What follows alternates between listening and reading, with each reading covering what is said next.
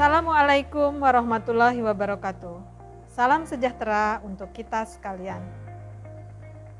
Vonis kanker bagi sebagian orang merupakan pukulan yang sangat berat dan mengoyak jiwa. Belum lagi merasakan sakit yang luar biasa, proses pengobatan yang melelahkan dan menyakitkan, serta biaya pengobatan yang sangat mahal. Pada kondisi ini, pasien kanker akan memasuki proses tekanan atau stres sehingga rentan mengalami depresi.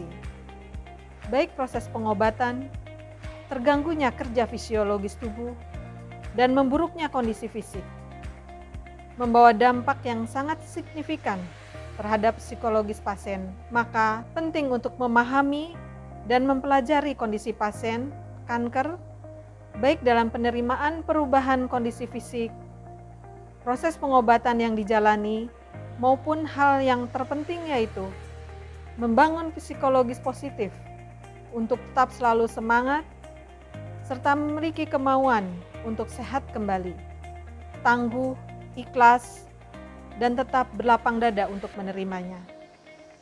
Terkait dengan hal itu, maka diperlukan suatu keterampilan kesehatan, terutama bagi pasien kanker itu sendiri, maupun bagi keluarga, kerabat, dan sahabat terdekat untuk berjuang melawannya bersama-sama.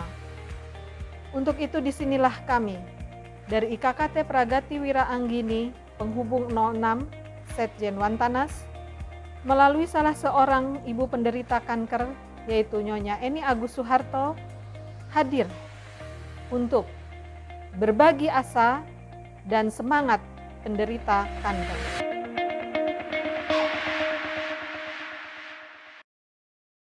Bismillahirrahmanirrahim. Assalamualaikum warahmatullahi wabarakatuh. Salam sejahtera, salam sehat untuk ibu-ibu pecinta sehat dimanapun berada. Ibu-ibu, saya menggunakan seragam Ikatan Kesejahteraan Keluarga TNI Pragati Wira Anggini, IKKT PWA Penghubung 06 Setjen Dewan Ketahanan Nasional, disingkat Wantanas sesuai dengan tempat suami bertugas. Kali ini saya akan berbagi asa dan semangat bagi penderita kanker. Wah, kanker. Ya, kanker. Ibu-ibu yang baik hati, ketika saya divonis dokter stadium 2A di tahun 2012, menurut dokter tidak ada solusi lain selain diangkat payudara sebelah kanan saya. Terasa oleng hidup ini, terpikir tentang penderitaan, rasa sakit, tidak punya payudara sebelah, bla bla bla, dan akhirnya tamat. Saya putuskan untuk menjalani pengobatan herbal. Sampai di tahun 2016, saya rasa sakit yang luar biasa. Seperti ditembak-tembak listrik di sela-sela kerja saya di swasta dan di sela-sela penyelesaian studi saya. Aduh. Ya, 4 tahun berjalan dengan pengobatan herbal. Tidak ada yang salah, tidak ada juga kata terlambat. Tidak ada jalan lain menahan rasa sakit tak terperikan. Saya beralih ke medis. Saya kosongkan jadwal pekerjaan saya dan fokus pada penyelesaian sakit ini. Ibu-ibu yang baik hati, keputusan penting sudah saya ambil. Bulatkan tekad, semua saya jalani termasuk proses dengan menggunakan fasilitas BPJS. Dengan segala dinamikanya, saya menikmati. Harus itu. Mulailah akrab dengan segala istilah-istilah PA atau patologi anatomi, mamografi, cek darah, abodemen atas, USG, toraks PA, kemo, radiasi, CT scan, bone scan, dan lain-lain. Atas kehendak Allah, suami mengajak saya bersama berkesempatan melakukan perjalanan ibadah khusyuk demi menjalankan semua ini, tentunya dengan dukungan keluarga dan kerabat. Ibu-ibu yang baik hati, menjalankan terapi kemo pertama dengan persiapan jiwa dan raga apa adanya. Meraba-raba apa yang akan terjadi. Bismillah, semoga jalan ini menjadi jalan keberkahan. Satu hari saya melampaui dengan baik. Sesaat kemudian terasa lapar. Serasa hamil. Dengan berteguh untuk tidak mau mual, tidak mau asam lambung saya naik, tidak mau muntah. Saya ladeni reaksi lambung dengan makan, terutama karbohidrat. Tidak lupa dengan asupan protein baik lainnya. Setiap 3 jam sekali badan saya mulai lemas. Saya lawan dengan makan karbohidrat. Obat keras ini maunya diladeni dengan makan kenyang, makan berat alias nasi. Hujabanin deh istilahnya Betawi. Memasuki minggu ketiga, keadaan nyaris normal. Saya dapat menikmati enak makan dan makan enak. Minggu keempat, masuk lagi ke ruang penangkaruan. Kemo kedua, kemo 3, demikian. Alhamdulillah saya dapat melewati ini semua dengan baik. Seperti arahan dokter, setelah kemo ketiga selesai dengan baik, dilanjutkan dengan persiapan tindakan atau mastektomi operasi pengangkatan payudara. Memasuki ruangan operasi ditemani suami, anak, kerabat, semua saya serahkan pada Allah Subhanahu wa taala semata. La haula wala quwata illa billah. Ibu-ibu yang berbahagia, sapaan dokter bedah dan dokter anestesi turut menenangkan hati ini. Sambil terus berucap, mengingat padanya, dokter anestesi sesekali memancing pembicaraan yang mengarah pada tingkat kesadaranku. Nah, tersadarkan lebih dari 3 jam melihat suami, anak-anak, saudara menyambutku dengan berucap syukur padanya. Hari-hari saya jalani dengan fokus pada perawatan luka post mastektomi. Tidak ada sedikit pun rasa sakit ketika operasi ataupun pasca operasi. Saya jalani lagi terapi kemo tahap 2, yaitu kemo 3 kali berikutnya. Lagi-lagi dengan kesuksesan saya seperti di tahap 1. Semua saya lakukan sesuai jadwal agar terapi tidak gagal. Kemudian saya dialihkan ke dokter radioterapi. Saya menjalani penyinaran atau radiasi sebanyak 25 kali dilakukan selama hari kerja. Dengan segala dinamikanya, saya dapat melampaui ini juga dengan baik-baik saja. Bekas penyinaran masih tersisa ada di dada ini, tapi tak mengapalah.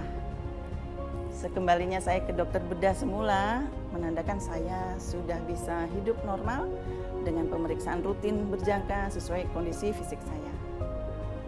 Saat ini memasuki tahun keempat pasca mastek, kondisi lab darah saya yaitu sekitar 10-12, sementara ambang batasnya ada di angka 31,3. Alhamdulillah masih aman. Selanjutnya minum obat peredam hormon selama 5 tahun. Artinya tiap bulan saya harus piknik nih ke rumah sakit untuk mengurus obat tersebut. Beberapa tes radiologi pun saya jalani, secara keseluruhan berjalan normal. Saya kembali dapat menjalani segala sesuatunya dengan normal. Saya dapat memulai bekerja paruh waktu, berolahraga, melakukan hobi, bertanam bunga, bersosialisasi, tentunya beraktivitas juga bersama keluarga. Mendapatkan kesempatan kembali menata hidup dengan lebih baik, merupakan kesempatan yang tidak ternilai.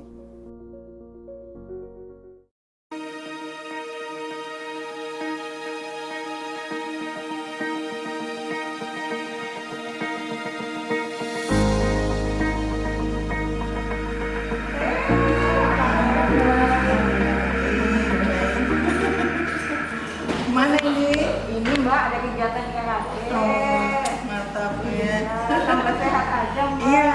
Mau olahraga? Gitu. Lari. Apa aja ya olahraganya, yang penting keluar keringat, biar sehat, keringat lagi, buang racun. Gimana Mbak? Sejak operasi itu? Iya, alhamdulillah. Nah, kontrol masih terus ya, karena tetap dipantau sama dokter. Pantau cek darah, lab, semuanya sih sampai jantung juga dicek sama dokter supaya memastikan semua aman-aman saja. Iya. Semoga sehat terus ya Mbak Iya, ya. terima kasih. Selamat olahraga. Iya, mau lari lagi. Oh iya. Batas dulu ya, Mbak. Siap. Salam juga untuk keluarga. Ya, sehat-sehat juga ya. Semangat ya Siap, Mbak. ya. Ya. Makasih ya. Iya. Ya.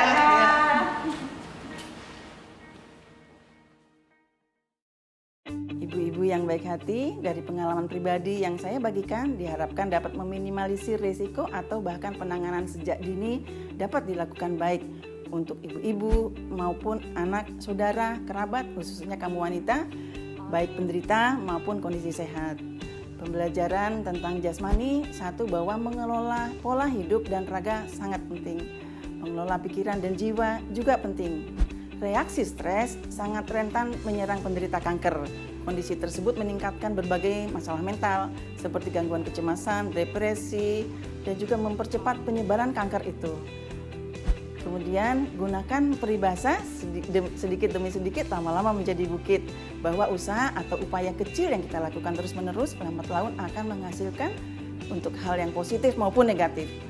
Periksa secara rutin sekitar payudara dan bagian tubuh lain yang dirasa ada benjolan ataupun tarikan otot. Penanganan dini akan lebih mudah dilakukan dan kecil resiko. Merenung, bersedih hati, menyesali keadaan, menangis secukupnya saja. Karena itu tidak ada gunanya untuk lalu kemudian kita bangkit. Tetap makan makanan sehat khususnya pada penderita kanker atau istilahnya diet kanker. Terapkan. Kemudian tidur yang cukup, biasakan olahraga secara rutin dan sesuaikan aktivitas.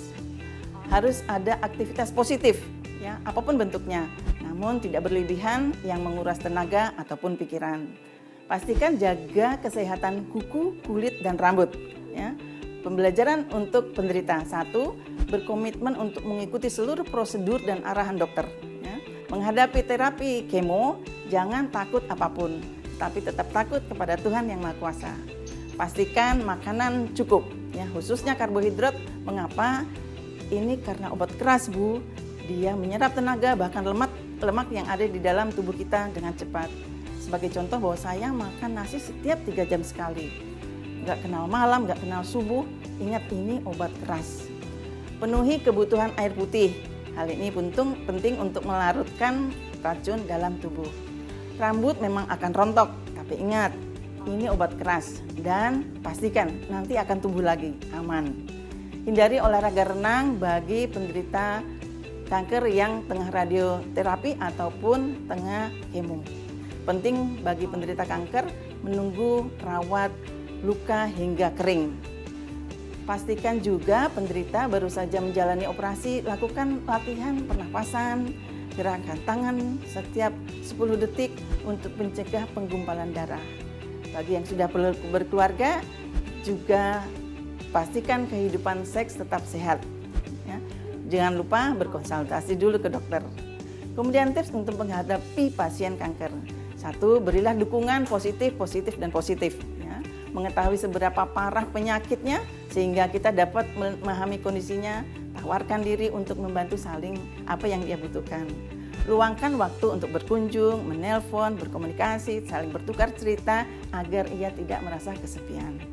Tidak menunjukkan rasa sedih yang berlebihan dan tidak menanyakan hal-hal yang membuatnya tersinggung seperti membahas tentang fisik. Sebagai pendamping, kita juga harus mengutamakan kesehatan diri. Pola makan kita harus cukup. Pembelajaran tentang rohani bahwa seluruh hidup ini ada yang mengatur. Terjadi atas kehendaknya, mau protes apa, ya. Tetaplah pada positive thinking. Semuanya sangat tergantung dari niat kita dan juga dukungan dari keluarga ataupun lingkungan. Hidup tidak berakhir ketika kita ditimpa kanker, ya. Jangan sedikit pun terlintas menyerah. Banyak di luar sana yang lebih parah lagi sakitnya, tetapi memiliki semangat untuk sembuh yang tinggi. Demikian berbagi asa dan semangat bagi penderita kanker saya sampaikan. Semoga bermanfaat ibu-ibu. Mohon maaf jika ada kekurangan atau salah-salah kata. Salam sehat. Wassalamualaikum warahmatullahi wabarakatuh. Saya berharap ilmu dan pengalaman yang kami bagi ini menjadi suntikan semangat bagi penderita kanker khususnya, agar selalu optimis dalam berjuang bersama keluarga, kerabat, dan sahabat terdekat untuk melawan penyakit kanker. Dengan tetap tawakal dan memohon kesembuhan kepada Allah Subhanahu wa Ta'ala, Sang Maha Penyembuh, yang menentukan berhasil tidaknya usaha dan ikhtiar yang dilakukan. Salam sehat dan sayang selalu dari kami. IKKT Pragatiwira Anggini Penghubung 06 Setjen Wantanas.